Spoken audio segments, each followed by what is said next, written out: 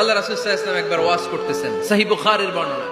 আল্লাহর হাবিব সাল্লাল্লাহু আলাইহি ওয়াসাল্লাম বললেন, ইন্না মিনা শাজারি শাজারা, এক ধরনের গাছ আছে, লা ইয়াসকুতু ওয়ারাকুহা, যেই গাছের পাতা কোনোদিন ঝরে না, পাতা পড়ে না, একটা গাছ আছে। মাসালুহা কামাসালিল মুসলিম, এই পাতার দৃষ্টান্ত মুসলিমের দৃষ্টান্ত একই। হাদিসুনি মা হিয়া, দেখি তো কোন সাহাবী বলতে পারে এটা কোন গাছ। আল্লাহর হাবিব বললেন, এমন একটা গাছ আছে যেই গাছের কোনো পাতা ঝরে না। এই পাতার দৃষ্টান্ত, গাছের দৃষ্টান্ত, মুমিনের দৃষ্টান্ত একরকম। ফাহাদিসুনি মা হিয়া, কে আছো বলতে পারো এটা কোন গাছ? কেউ পারে না।